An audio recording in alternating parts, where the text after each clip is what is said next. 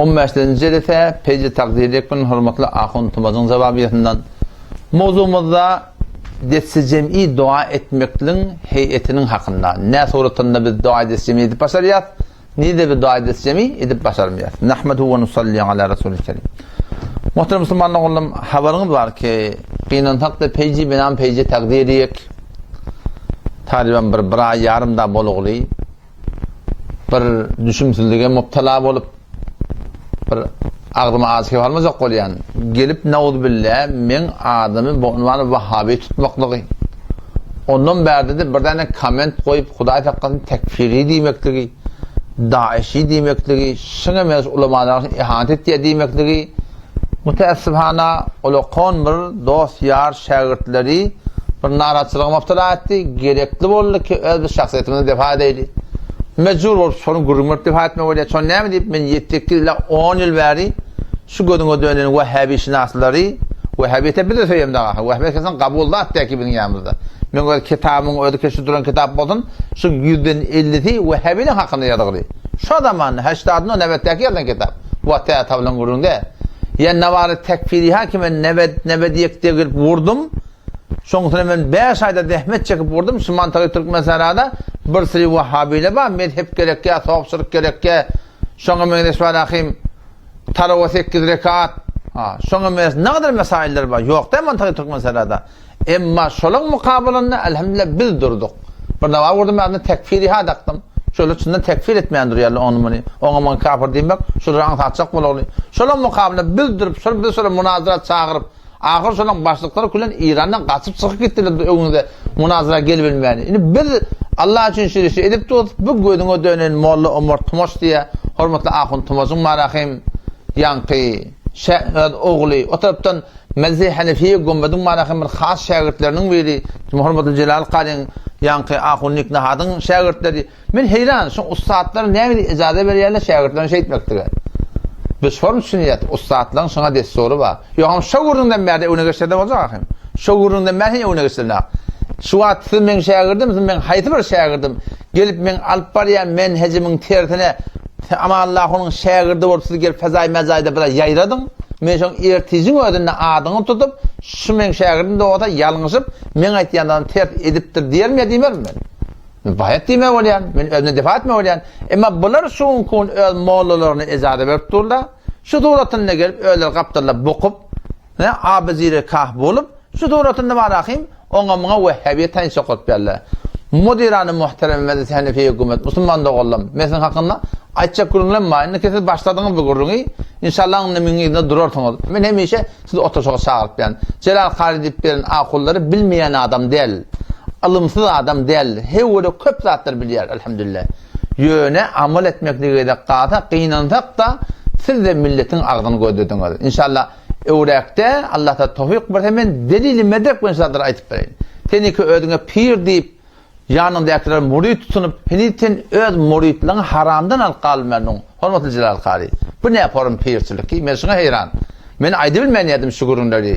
Umumy soratan. Inneki ödüňiz barym azy söz şagirdlerinde öwredip de şu soratyny hilaf aqide ehli sünnet Allah Taala diýişde görmeklik Vahhabiýetiň aqidasy diýip Imam Azam rahmetullahi aleyh dogry tertini şagird terbiýet berýän bolsaňyz bir de oturuşyp da bala hakykatyň nämerini belletmekle taýýar ki wagty siz gelmeýäňiz şu soratyny çäremi diýip barakmy ehli sünnet we cemaatdan Hanefi mezhepden defa etme bolýar. Siz näme şagird terbiýet berýärsiňiz? Siz näme molla terbiýet berýärsiňiz? O mollaňyz da şey edepde ki oňa maňa nawul bilen tekfiri diýip, daeşi diýip, bilmem Vahhabi diýip şu soratyny bir teleke keplerin ağda alıp da şeyle bir iş etmeklik mın inşallah Taala soňu size hayır berme balyp başyňyz bilen. Asli mowzudan men çykdym. Gurumuşyň üstüne desi cem'i dua etmeklik. Hormatly ahun Tumoç, ahun doganmy hüjreň eýesi bolup aqalada. O umumyň Türk meselelerine görýärsiň da. Türk meselelerinde şu bir tertip tufran başynda her ýerde üç dua edilýär. Ulukhan takdirlerini aýtmapdyr dedi. İnşallah men ulukhan takdirlerini näme aýtmadan jaýyna aýtyp bereýin. Şu ulukhan delili var. Ne aýtmapdyrlar diýär. Aýtjak bolarlar ba. Arada aýtjak bolarlar ba. Az cümle Mezhep Hanefiye Gumbad'ın ödünden 2 tane ýazılan jozba ba. Şu bendide bir wagt tarybym bir 15 ýyl namynda bol aýtjak bokdyrlar pakyr. Şu aýtjak bolanda şuň izni bir todon turýar. şu todanın evini durabilmeyeni iyi de çekiliyerler. Ben inşallah o gurunları zahirine açıklayıp aytıp verin inşallah. Ne aytmaptırlar? Ne kadarlar bilene aydaryalar. Bilmeyen akıllar. Mesela deymi akını tkopturlar ne kadarları. 4 okuptur, 5 okuptur. Ama bizim mantığımızda çından ehli ilim var. Çından ehli fazıl var. Çından biliyerler var. Hüccü bulup biliyerler var. Ama ne aytmayarlar? Ha aytsan şeyle oluyor. Ne şeyle oluyor? Başıma düşüyorlar. Völ otur diyorlar. Kıyıkçı çıkarıyorlar. Aslında ne bakayım? Ovadan çıkarmasına bakayım. Aslında ne bakayım? Oturun akla. Şonun için başlayacak boluptur fakirler. Aytacak bolupturlar. Cözbe diyerttirler. Haram deyip yadanlardan şu gün öldürüp yerler. Çok iyi gurunda, men gurunda öyle yadanlarlar. İnşallah onun yerine yeter inşallah. Üyüşüp dua etmektik öde. Hormatlı akıntımız doğumdan demet diye. Her yerde üç dua etsen oluyor diye. Hop her yerde üç dua etsen oluyor diyen gurun. İneleken merkatta, babı davatta Molla-i Kayr rahmetullahi aleyhi Şafii mezhepçi deyiptir. Şafii mezhepçi etikadı var deyiptir. Hanefi mezhepte el kaldırmalı yerli var deyiptir. Sırahatın ineleken merkati kimin ovumdedu. İşte Molla-i Kayr rahmetullahi aleyhi belli yerli var. Şotada elin kaldırıp dua etmekte kullen doğru deyiptir. Az cümle ne hakkında inelekem işte adı var akim istirahaten geliptir ki liannehu sallallahu aleyhi ve sellem kan yed'u kesiren kan dua etiyor diye ve inden nevme ba'del ekl diye iyinden sonra dua etiyor Peygamber aleyhisselam diye ve emtale dedik ve lem yerfa' yedehi Peygamber elin kaldırıp dua etmedi diye Peygamber etmeyaptır da hem Peygamber etmedi ne yapabilecekmiştir şu tuğratın ne dıkkını Müslüman doğan üyüşüp dua etmeyen hakkında da şu aydan kaidam eğer sen vakti azadın mı olsa özelliğinde öňünde etmeýän, düzde etmeýän, dostlaryň bilen etmeýän, şeriatyň şoň hakyny hukmy ýok. Taňaşlarda palandar etmeli. Oturda dostlamy üçde dua et. Hiç müşkil ýok. Ihtiýaryň var zaten. Emma 24 saat ýaşaýyşyň içinde Allah Taala bilen Peýgamberim tarapyndan haýsy bir ibadati benehvi bonýady gurulanmasa, şo taada haýsy bir zat desi jemiyet bilen bolsa desi jemiyet etmeli. Ýok-hym enfiradi etmeli. Şu wagtda farz namaz jamaat bilen okymyklyk bar. Aya nefil namaz jamaat okyp bolarmy? Nefil namaz jamaat okymaz, umumy tordan dogurda çağırıp gelin jamaat okuyacak demek dogurda. Şo taýdan gadr namazy, şo taýdan salat-ı tesbihi, şo taýdan tahiyyatül mescidi, şo taýdan şoňa meňes bejerilýän namazlary, bagşy olaki bejerilen namazda ki bäde gala çarşamba günü namaz edip durda bilýän.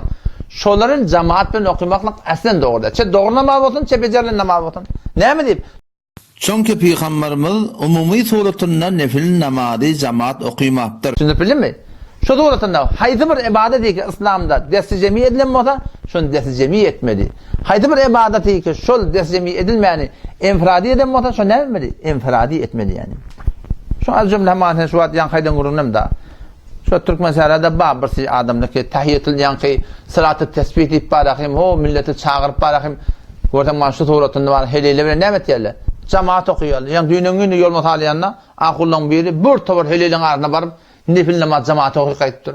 Halbuki şeriatda nefil namazyň öýde dogurda jamaat okuymaklyk. Ondan sonra da aqunyň barpda helile jamaat imamlyk bu da güllen dogurda. Ama şuna adamlar var ahim dini var ahim makıl muhrat alýarlar. Burada o da aqun bolan bilen şeriatga bar amal eden Müslümandyň.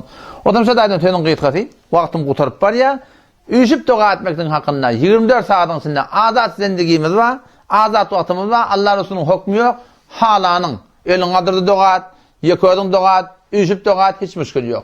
Emma haýsy bir ibadet ki Allah Taala'nın Peygamberimiz istimai suratynda buyurulmasa, istimai suratynda destur bolmasa, ejada bolmasa, edamaly üýüşüp dua edamaly. Emma eger şodatlar infiradi bolanmasa, hakkymyz ýokçylar istimai etmekdir. Şu Sahih Buhari ýa Hatm Buhari'ye giden adamlar görýän. Şo taada istimai dua edilýär. Näme dua edilýär? Ya belüsüsany bir 4 ýyl gedik. Şo taada men bir namazda görmedim. Farz namazdan sonra üýüşüp dua etmeli. Şun jawazy var diýip durlar, gonjaýyş var diýip durlar. Emma kulli belüsüsanda bir mesjitde görmersiň. Ähli sünnet Hanefi mezhepde bir mesjitde görmersiň, sünnetden sonra üýüşüp dua etdiler. Näme dua etmeýärler? Peýgamber etmeýärdir diýerler. Bizimkiler näme diýär? Dogry Peýgamber etmeýärdir diýär. Etmediýärdir diýär. Şta adam bir ýol alýarlar bilýän? Etmeýärdir diýär, etmeden kabul etdi. Peýgamber sallallahu aleyhi ve sellem elini dua etmeýärdir. Hawa diýär. Sünnetden üç dua etmeýärdir. Hawa diýär. Çadırda şonu üç dua etmeýärdir. Hawa diýär. Siz ne etýäňiz? Etmediýärdir diýär. Şu etmediğini öde etmelilerine denilýän şonu düşünşen akla. İnşallah neticelese şu an Allah Taala tawfik gurur. Vesselamu aleykum ve rahmetullahi ve berekatuhu.